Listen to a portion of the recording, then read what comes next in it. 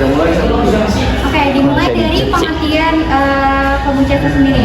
Kombucha itu terbuat dari Scooby. Scooby itu artinya Symbiotic Culture of Bacteria and Yeast, merupakan metabolis sekunder dan fermentasi kombucha yang membentuk struktur selulosa. Kombucha adalah minuman fermentasi yang terbuat dari campuran ragi Scooby, gula, dan teh hitam. Untuk bisa terfermentasi dengan baik, perlu mendiamkan campuran tersebut selama seminggu atau lebih. Selama waktu tersebut, bakteri dan asam terbentuk dalam minuman. Kedua, bahan-bahan. Yang pertama ada jamu Scooby, air serbuk, gula pasir, dan air panas. Lalu alat-alatnya ada jam, saringan teh, sendok, dan kain. Kemudian ada cara membuat. Satu, masukkan air liter air panas ke dalam jar. Kedua, masukin 2 sendok makan teh bubuk. Ketiga, masukkan 10 sendok makan gula pasir. Habis itu diaduk hingga teh dan gulanya larut di dalam air. Kemudian setelah larutan teh dirasa sudah cukup hangat, saring larutan teh agar ampas bubuk teh terpisah. Nah, setelah disaring, yang keenam adalah lakukan sekali lagi saringannya sampai ampasnya benar-benar tidak tersisa.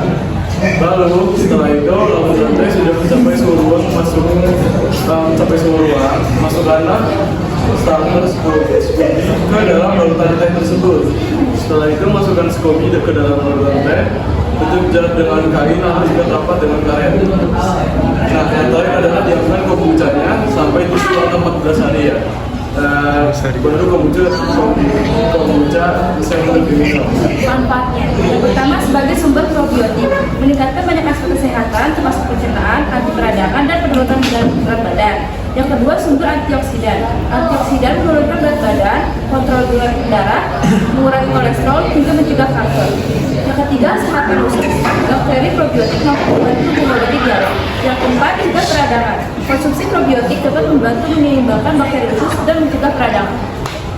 Sekian presentasi laporan hasil percobaan kami. Mohon maaf jika ada kata dari kami. Nah, sekarang ada sesi tanya jawab. Oh iya, pertama produk gue.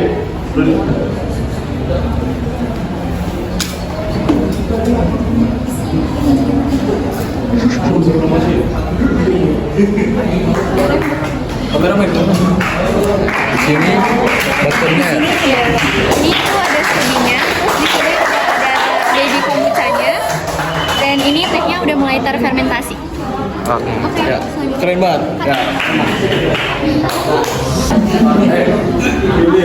3. Aku mau nanya kan tadi kombucha kamu kan ditunggu selama seminggu. Kalau misalkan dia nggak ditunggu selama seminggu, apakah bakteri atau yang ada di situ itu nggak jadi atau gimana? Ada ini nggak? Oke, jadi jawabannya itu kalau dipanen yang kurang dari 7 hari, maka fermentasinya itu bisa dibilang belum matang. Di mana kandungan gulanya belum terurai dengan baik, aroma dan rasanya pun masih terasa seperti teh biasa. Selain itu, kandungan-kandungan benefit pada kombucha juga belum terbentuk secara optimal, artinya membuat kombuchanya berkhasiat. Fermentasi juga nggak boleh lebih dari 14 hari, karena di hari tersebut, secara umum kandungan-kandungan benefit kombucha mulai menurun nilainya. Lama-kelamaan akan habis atau khasiatnya akan hilang. Ya, begitu. Jadi saya ingin izin bertanya, simple sih. Jadi pertanyaannya, kira-kira dari hasil percobaan ini ada expirednya nggak? Atau batas maksimal untuk dikonsumsi? Udah gitu aja.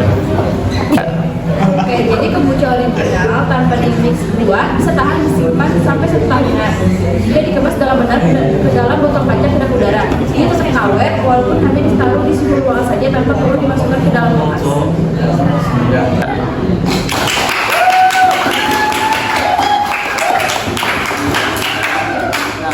Sekian dari kawan kami. Assalamualaikum warahmatullahi wabarakatuh. Udah. Assalamualaikum warahmatullahi wabarakatuh. Perkenalkan, kami dari kelompok 2. Hari ini kami akan mempresentasikan hasil fermentasi kami, yaitu susu kefir. Nah, kefir itu merupakan minuman segar yang mirip dengan yogurt, susu sapi yang diproses melalui fermentasi susu pasteurisasi. Pengolahan kefir itu menggunakan batuan starter berupa putih atau biji kefir yang berbentuk gram putih atau krem yang membentuk koloni mikrobia dengan beberapa jenis bakteri dan beberapa jenis ragi atau kamir non patogen. Kefir rasanya itu sedikit asam dan sedikit beraroma alkohol atau soda. Mengapa? Karena hal itu disebabkan dengan bakteri yang ada pada kefir berperan menghasilkan asam laktat dan komponen flavor, sedangkan ragi menghasilkan gas asam arak atau CO2 dan sedikit alkohol yang membuat rasa lebih segar dan kombinasi CO2 alkohol yang menyebabkan sensasi seperti soda. Awalnya yaitu saringan plastik, wadah non logam untuk menampung susu kefir, kain, dan sendok plastik. Bahannya ada bibit kefir 25 gram dan susu sapi UHT 500 ml. Cara kerjanya yaitu 1. Siapkan alat dan bahan. 2. Tuangkan susu sapi ke wadah yang telah disediakan. Yang ketiga, masukkan bibit kefir ke wadah yang berisi susu menggunakan sendok plastik. Yang keempat, aduk susu sampai tercampur merata. Yang kelima, tutupi wadah dengan kain dan simpan di suhu kamar selama 24-48 jam. Yang keenam, saring susu agar hasil susu kefir lebih lembut. Terus yang terakhir, susu kefir yang dikonsumsi.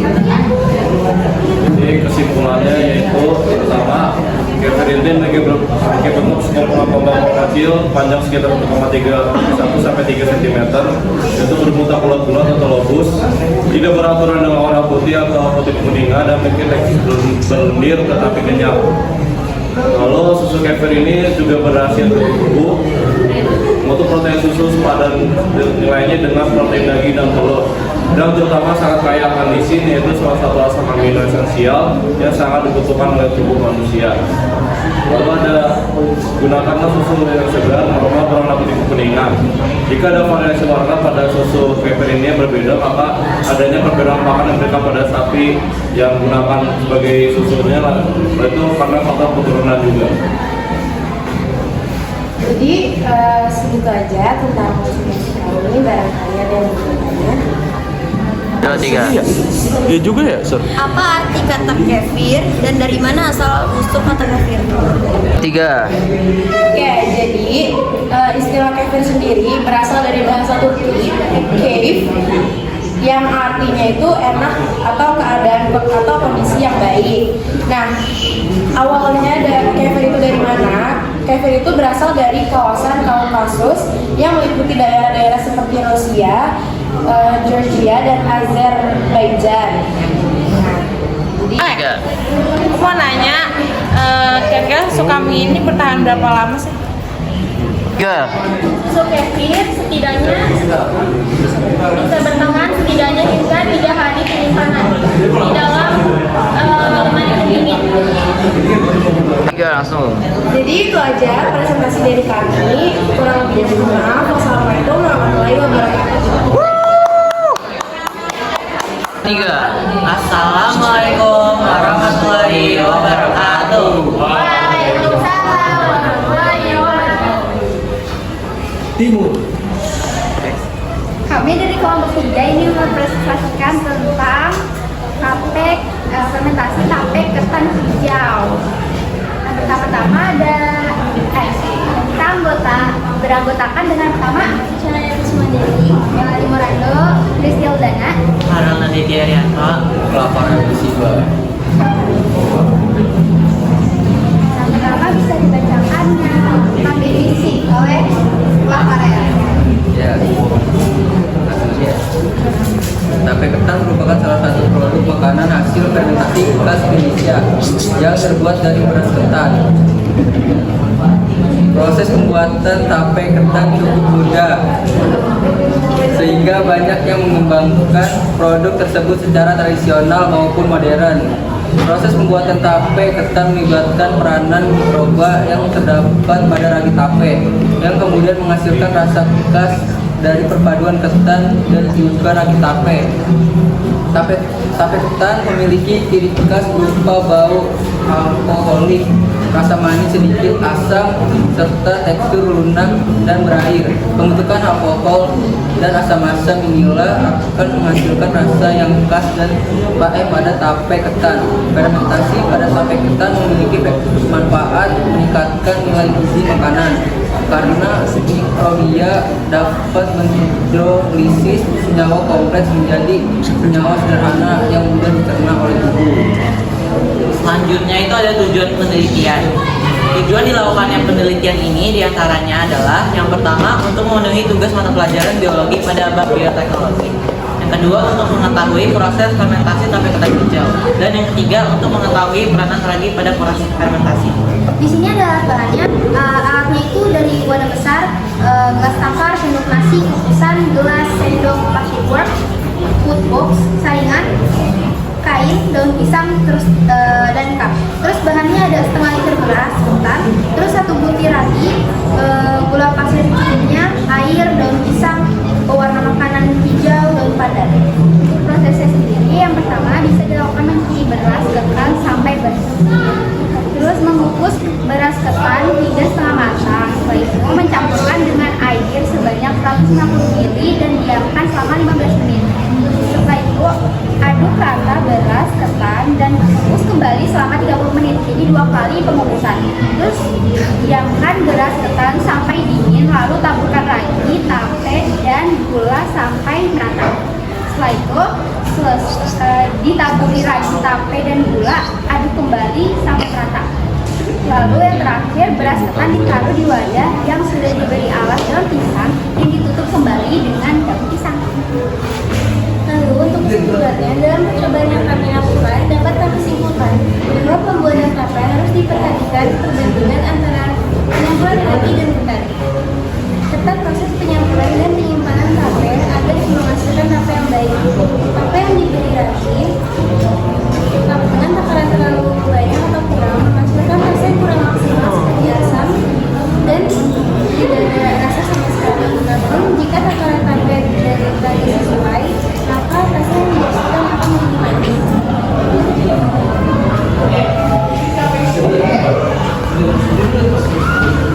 Ini dia tape ketan.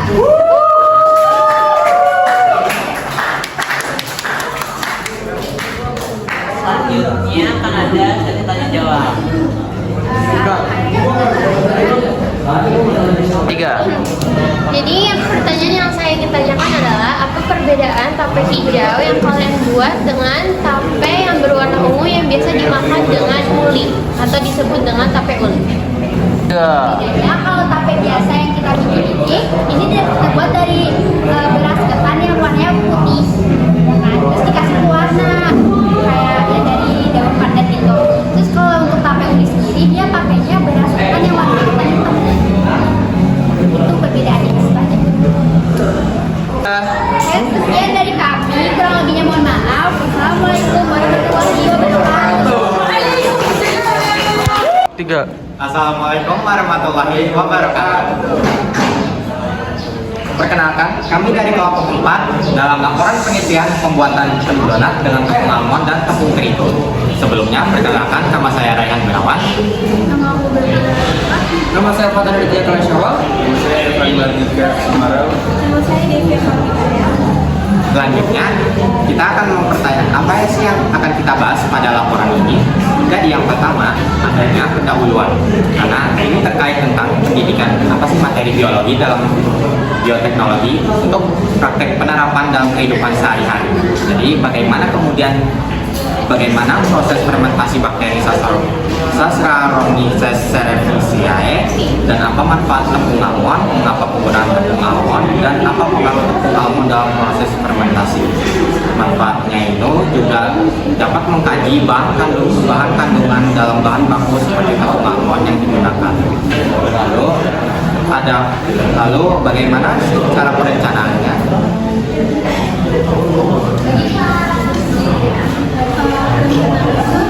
Kami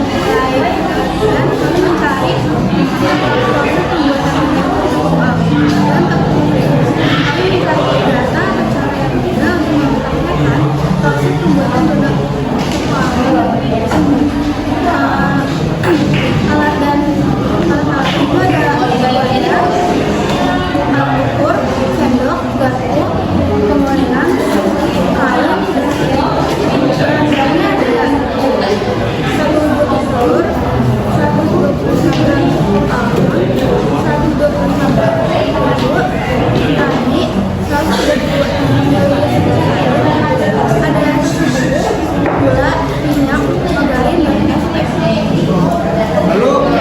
Selain ada perencanaan, ada pelaksanaan juga. Setelah dilakukannya persiapan alat dan bahan, dilanjutkan dengan proses pembuatan sebagai berikut. Pecahkan 1 butir telur, lalu kocok hingga merata. Tambahkan susu cair full cream 130 ml, tambahkan 2 sendok ragi, 2 sendok teh ragi, tambahkan 3 sendok makan gula pasir, kemudian tutup dan diamkan selama 30 menit sampai cairan ragi mengembang. Setelah cairan yang sudah ditambahkan ragi mengembang, tambahkan tepung terigu dan tepung almond sebanyak 175 gram. Tambahkan setengah sendok teh SP, tambahkan 2 sendok makan margarin, 2 sendok makan susu bubuk, kemudian diamkan adonan selama 15 menit hingga mengembang. Setelah tercampur rata dan tambahkan sedikit tepung agar adonan tidak melengket saat dipegang. Setelah tercampur rata, bentuk adonan dengan ukuran 60 gram, kemudian dibentuk menjadi bulat. Diamkan lagi selama 15 menit. Jika sudah mengembang, bagi tengah donat lalu digoreng dengan api kecil sehingga berwarna coklat keemasan. Caranya berdasarkan penelitian yang telah dilakukan penulis menyarankan untuk 1. Melakukan analisis bahan baku terlebih dahulu untuk mengetahui secara pasti kandungan bahan baku yang akan digunakan. Yang kedua, perlu dilakukan penelitian tentang berapa lama ragi akan mengembang. Apa sih yang kita hasilkan dari pelaksanaan kajian ini? Yang pertama, hasilnya donat mengembang secara sempurna dan bisa digoreng tanpa kempes ataupun tidak rusak. Namun dengan catatan penambahan tepung almond membuat tekstur donat menjadi lebih padat karena tekstur tepung almond yang sedikit kasar yang bercampur dengan tepung terigu. Lalu yang kedua itu kurangnya takaran gula. Jadi dari penelitian ini kami lebih menyarankan untuk bisa menambahkan gula karena cenderung rasa adonan donat itu cenderung rasanya itu kacang almond. Jadinya bisa ditambahkan gula lagi agar adonan agar rasa adonan bisa lebih manis. Lalu yang terakhir penggunaan ragi yang membutuhkan waktu lama untuk pengembangan. Takaran raginya harus lebih pas lagi agar bisa mengembang secara cepat dan tidak membutuhkan waktu yang lama. Jadi kesimpulannya bahwa donat adalah produk makanan yang terbuat dari dengan ditambahkan ragi atau bahan pengembang lain. Fermentasi merupakan kegiatan mikrobia pada perkembangan. Demikian tepung almond dan donat menjadi lebih padat. Sekian presentasi kami. Apakah ada yang ingin bertanya? 3. Aku mau bertanya, kalau misalkan donatnya keras itu karena apa? Karena kebanyakan bahan kah atau gimana? Baik, untuk menjawab pertanyaan Yoris, jawabannya adalah karena terlalu banyaknya takaran tepung di dalam adonan donat dan juga penggunaan ragi yang cenderung sedikit. Ini adalah fungsi ragi untuk mengembangkan adonan donat yang lebih lebih fluffy ataupun lebih empuk. Jadinya donat tidak cenderung keras seperti batu. Jadi aku mau tanya, ini kan kalau donat selalu pakai ragi kan? Kalau misalnya buat donat yang nggak pakai ragi, apa yang bakal terjadi? 3. Baik, untuk menjawab pertanyaan saya, jawabannya tidak bisa karena semua kue-kuean itu pasti butuh ragi. Dari mulai roti itu juga pasti butuh ragi. Penggunaan donat ini ya pastinya juga pasti butuh ragi karena butuhnya fermentasi agar adonan donat itu lebih mengembang.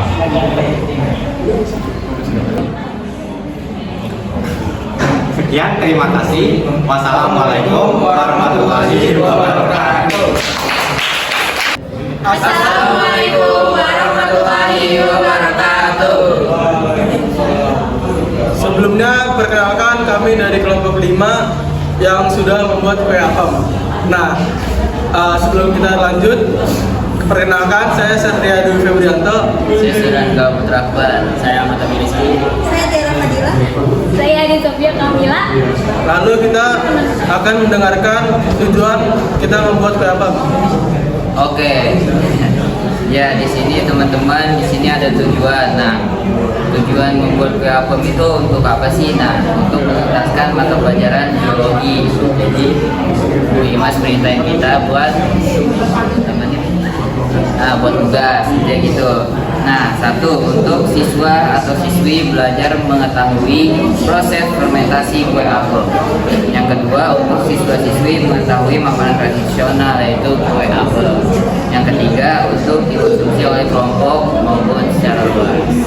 Nah, di sini ada alasan kita buat produk ini apa sih?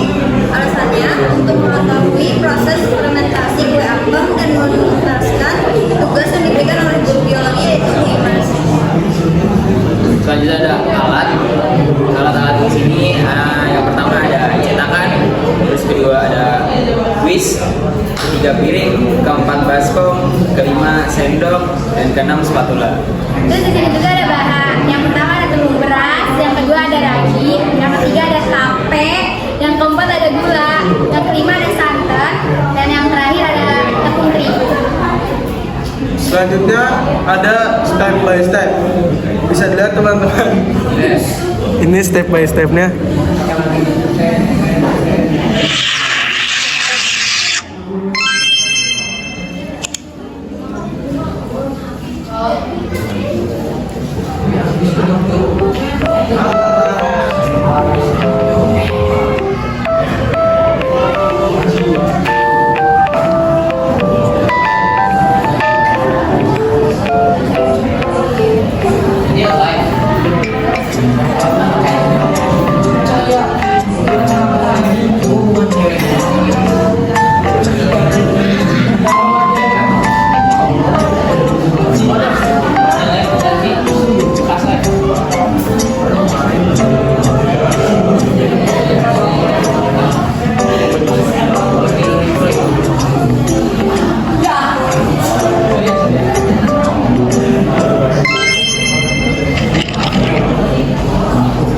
Nah, seperti itu teman-teman cara kita membuat kue apem bersama-sama. Selanjutnya ada sesi tanya jawab yang ditanya oleh para peserta didik dan dijawab oleh kami berlima. Terima kasih. Saya ingin bertanya, kenapa disebut dengan kue apem? Kenapa disebut kue apem? Karena berasal dari saduran bahasa Arab afan yang bermakna ampunan. Jadi saya ingin bertanya, di dalam bagian metode atau langkah-langkah step mana yang dianggap paling sulit atau mungkin agak tricky gitu? Izin menjawab pertanyaan dari Kiel tadi. Step yang susah itu ada 3. Yang pertama itu gula, yang kedua ada santan, yang ketiga ada ragi. Yang pertama, kalau misalnya gulanya kebanyakan itu terlalu kemanisan. Terus juga kalau misalnya gulanya kedikitan itu rasanya hambar. Terus kalau ragi itu raginya harus benar-benar aktif. Kalau nggak aktif itu dia nggak jadi. Terus kalau santan itu harus kayak direbus gitu, tapi jangan lama-lama rebusnya, asalkan dia anget. Cara aktif berarti. Ya kayak gitu. Jadi siapa yang mau tanya lagi? Kiel sudah terjawab. Terima kasih Kiel atas pertanyaannya. Cukup sekian presentasi dari kelompok kami. Kurang lebihnya mohon maaf. Wassalamualaikum warahmatullahi wabarakatuh. Assalamualaikum warahmatullahi wabarakatuh. Kami dari kelompok 6 pembuat kue lumpur ingin mempresentasikan hasil kelompok kami. Di sini kita berjumlah 5 orang. Yang pertama ada Saya Igor Maranda, saya Nabil Muhammad Islami, saya Indonesia Perawan, Saya Raisya Maulida, saya Najwa Putriana. Oke, langsung saja ke landasan teori. dalam perkembangan ilmu pengetahuan dan teknologi yang semakin modern dengan bertambahnya sumber daya manusia yang ada di muka bumi, maka untuk keinginan untuk meningkatkan kualitas hidup melalui bidang pendidikan sehingga menimbulkan manusia yang dengan kualitas yang bagus. Begitu pula berjalannya waktu, banyak muncul manusia yang memiliki tingkat pendidikan yang tinggi dan memulai memasuki ilmu baru atau proses baru baik setelah dibuktikan maupun yang belum dibuktikan. Dalam perkembangannya saat ini banyak orang mulai berpikir untuk membuat makanan yang menghasilkan beberapa jenis makanan yang berbeda dengan bahan yang sama. Kue lumpur pisang adalah makanan tradisional yang cukup populer di masyarakat. Hal ini menyebabkan rasanya yang nikmat berselera. Resep membuat kue lumpur dapat menjadi pilihan tepat untuk kue berbahan dasar tepung terigu dan kepak.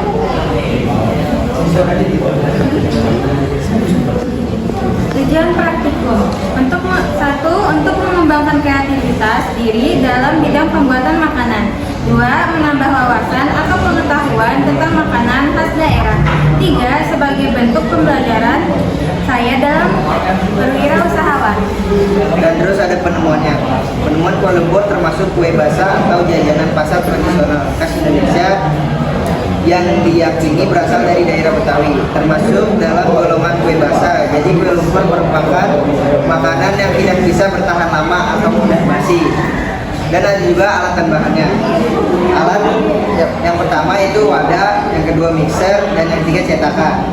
Dan bahannya yang pertama 200 gram pisang, yang kedua 200 gram tepung terigu, dan yang ketiga 100 gram gula pasir, yang keempat 50 gram mentega, yang kelima 2 butir telur, yang keenam 400 ml santan, yang ketujuh 1 daun pandan, yang kedelapan itu ragi.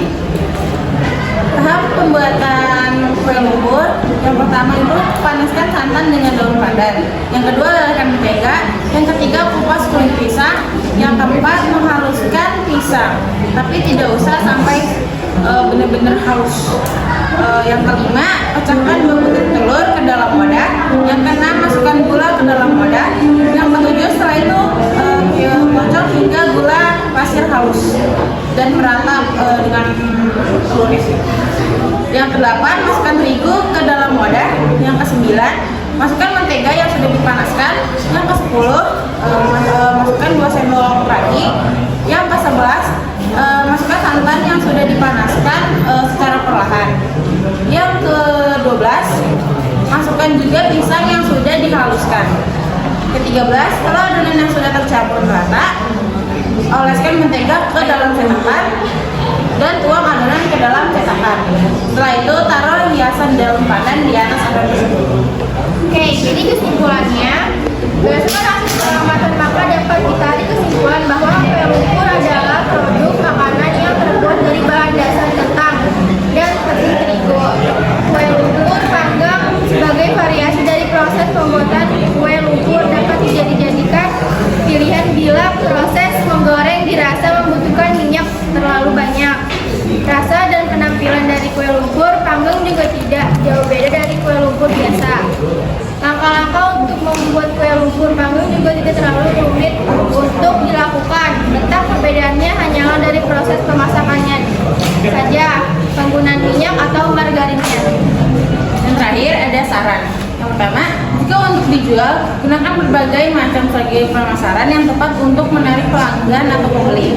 Yang kedua, prioritas target pasar yaitu pengusaha snack dan pasar tradisional. Yang ketiga, pilihlah bahan baku dengan kualitas yang baik agar konsumen puas. Yang keempat, buat pamflet semenarik mungkin untuk mempromosikan makanan khas daerah apabila untuk dijual. Sekian presentasi dari kami. Jika ada yang ingin bertanya, silakan mengajukan tanya. Aku nanya kan kue lumpur kalian tuh yang bulat yang kayak gepeng itu kan, yang kayak roti ya itu kan. Nah, kan tadi katanya di kelompok sebelumnya kalau Rani tuh ngebantu dia ngembang. Terus kenapa kue kalian tuh nggak ngembang gitu, nggak kayak fluffy gitu? Tiga. Jadi aku izin menjawab pertanyaan Iris. Kenapa kue ini nggak ngembang? Karena mungkin kita kurang masukin banyak raginya, kurang ragi ya. Tiga. Ini guys, jadi ini foto hasil jadi kue kita. Siapa Malvin? Kurang dikit lah. Oh ya. Sekian presentasi dari kami. Kenapa dia maaf? Assalamualaikum warahmatullahi wabarakatuh. Tiga. Assalamualaikum warahmatullahi wabarakatuh. Halo semuanya, kita dari kelompok 5 yang akan mempresentasikan tentang fermentasi yogurt. Sebelumnya, izinkan kami untuk memperkenalkan diri. Halo, saya Aprilia Jasmine Davia. Saya Ratna Dewi Nawasi. Saya Nufaida. Saya Hafiz Galili Putra. Saya Muhammad Rahman Bisa. Dan ini dia presentasi kami mengenai fermentasi yogurt. Yogurt adalah produk olahan susu yang dibuat dengan proses fermentasi menggunakan bakteri asam Lactobacillus bulgarisus dan Streptococcus thermophilus dengan atau tanpa penambahan bakteri asam laktat lainnya. Kata yogurt berasal dari bahasa Turki yaitu yogurt atau yogurt yang artinya susu asam. bahan dan alatnya, bahan ada yogurt sama susu fresh milk. Alatnya ada panci, sendok, toples, sama kain. Cara pembuatannya di sini yang satu mensterilkan toples sama sendoknya menggunakan air panas. Kedua, masukkan susu 500 ml lalu dimasak. 3. Masukkan yogurt secukupnya. 4. Lalu dimasak sambil diaduk-aduk hingga bergelembung. 5. Setelah itu matikan dan tunggu hingga tidak terlalu panas. 6. Dimasukkan ke dalam toples dan dilapisi dengan kain. 7. Dan disimpan di dalam ruang yang tertutup atau lembab. Manfaatnya adalah meningkatkan sistem kekebalan tubuh, menjaga kesehatan tulang dan gigi, membantu mengatasi hipertensi, menjaga kesehatan sistem pencernaan, meningkatkan kualitas tidur, mengurangi risiko kanker, meningkatkan fungsi otak, serta menjaga kesehatan jantung. Nah, kesimpulannya, percobaan kami ini dapat dikatakan berhasil karena rasa yang sudah menyerupai yogurt, walaupun teksturnya masih sedikit cair. Sekian presentasi dari kami. Adakah yang ingin bertanya? Enggak. Sebelumnya izinkan saya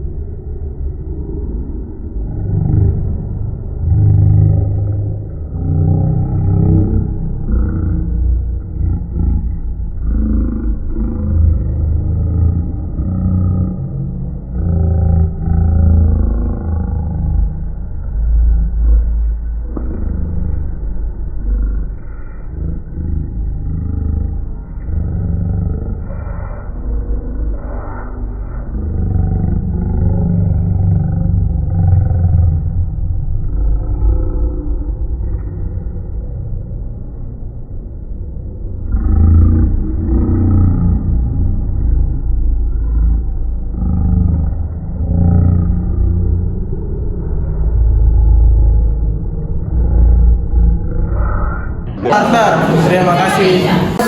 Perbedaan dari pertanyaan yang tadi saya tanyakan adalah untuk starter ini digunakan dalam proses fermentasi yang bertujuan untuk menghindari